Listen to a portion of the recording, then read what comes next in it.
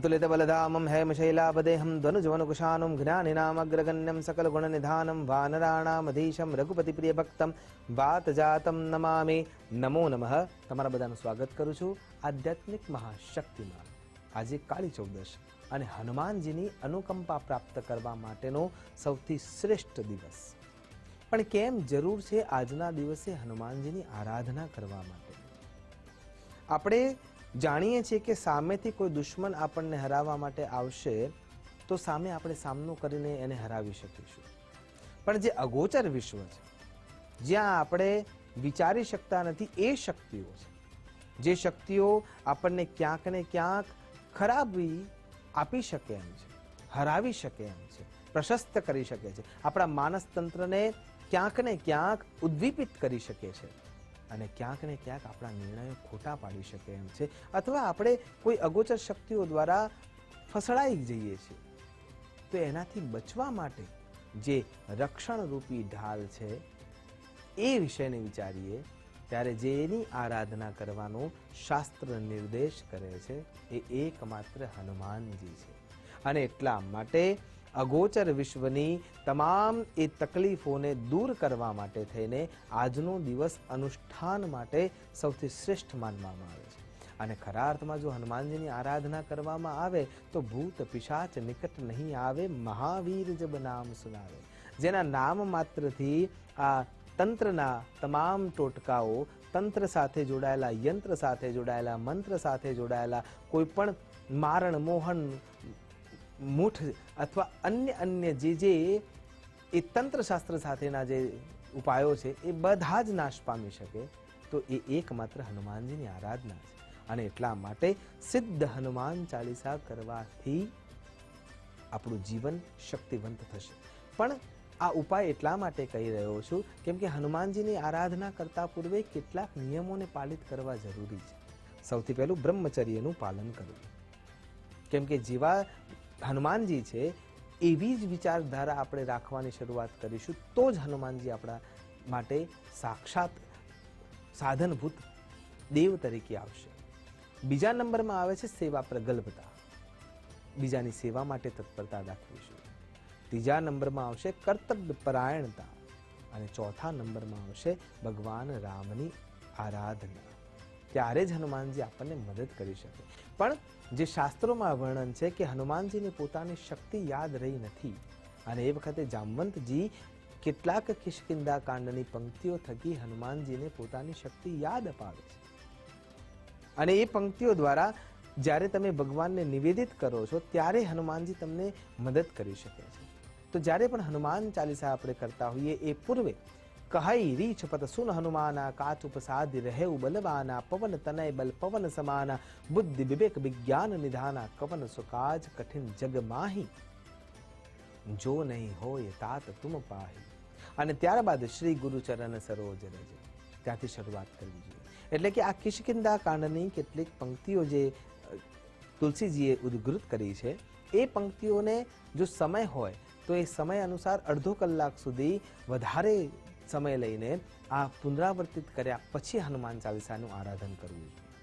અથવા જો સમય નથી તો કેવળ 11 વખત આ પંક્તિઓનું સ્મરણ કર્યા બાદ હનુમાન ચાલીસા કરવામાં આવે તો આપણને એ લાભ આપનારા બની જાય છે। અને એ વખતે ભગવાન વાયુના સંતાન છે, મારુત છે, મારુત એટલે પવન, અને મારુતના સંતાન એટલે મારુતિ છે। તો એ જે મારુતિ રૂપે ભગવાન આપણને મદદ કરી શકે છે, હવા રૂપે આપણા શરીરમાં જે શ્વાસ પ્રશ્વાસ છે એના રૂપે ભગવાન આપણા શરીરના અંદર ઓજ તત્વ ઉમેરે છે। તો એ જે ઓજ તત્વને ધારણ કરવું છે તો એના માટે પણ કેટલાક નિયમો પાલિત કરવા જરૂરી છે। ખાસ કરીને કાળી ચૌદશની જે આપણે તપશ્ચર્યામાં રત છીએ એ સમયે, તો એ સમયે ચમેલીના તેલનો દીવો કરવો જોઈએ, ઊભી વાટનો દીવો કરવો જોઈએ, સાથે ભગવાનનું જે જગ્યાએ સ્થાપન કર્યું છે એના જમણા હાથે ઘીનો દીવો કરવો જોઈએ। દીવો સીધો નીચે ન મૂકી શકાય એટલા માટે ત્યાં આકડાનું પર્ણ અથવા આસોપાલવનું પર્ણ અથવા પીપળાનું પર્ણ અથવા નાગરવેલનું પાન મૂકી અને એના પછી જ દીપનારાયણને ત્યાં સ્થાપિત કરવા જોઈએ। અને જ્યારે તમે હનુમાનજીને આરાધિત કરો છો ત્યારે આ પંક્તિઓને વારે વારે નિવેદિત કર્યા પછી અનુષ્ઠાન રૂપે, અનુષ્ઠાન હંમેશા સવા લક્ષનું હોય છે, એ અનુષ્ઠાન રૂપે દરરોજ થોડા અંતરાલમાં ભગવાન હનુમાનજીની આરાધના કરશો તો એવી શક્તિ આપણને મળશે કે રાત્રિના 12 વાગે પણ જે કાલરાત્રિમાં પણ આપણે મુક્ત રૂપે મનમાં ચિંતા કર્યા વિના વિહાર કરી શકીશું. એટલી શક્તિ હનુમાનજી દ્વારા આપણને મળી શકે છે. તો આજના દિવસે હનુમાનજી માટે જે આરાધિત કરવાની પૂજા અર્ચના છે એમાં સૌથી શ્રેષ્ઠ કોઈ ઉપાય હોય તો એ ઉપાય છે લવિંગની માળા ભગવાનને અર્પણ કરવી. ત્યારબાદ આકડાના ફૂલની બનેલી જે માળા છે એ અર્પણ કરવી, ચાહે એ રાજ્યાક હોય, શ્વેતાર્ક હોય કે મંદાર હોય. આ ત્રણે જે આકડાના રૂપ છે એમાંથી કોઈ પણ આકડાના પુષ્પોની માળા અને સાથે લવિંગની માળાનો પ્રયોગ કરી અને પ્રયોગમાં પણ એક મણકે એક ફૂલે અથવા એક લવિંગે જ્યારે તમે હનુમાન ચાલીસા કરી રહ્યા છો ત્યારે એ માળા સિદ્ધ થાય છે અને એ સિદ્ધ થયેલી માળા થકી ભગવાન હનુમાનજીને એ અર્પણ કરવી જોઈએ અને એના બદલામાં આપણને ભગવાન અનુકંપિત કરતા હોય છે. કહેવાનું તાત્પર્ય એ છે કે ઈશ્વરને કોઈ વસ્તુની જરૂર નથી, પણ જ્યારે તમે તમારો ભાવ આપો છો તો સામેથી આશીર્વાદ અવશ્ય મળે છે.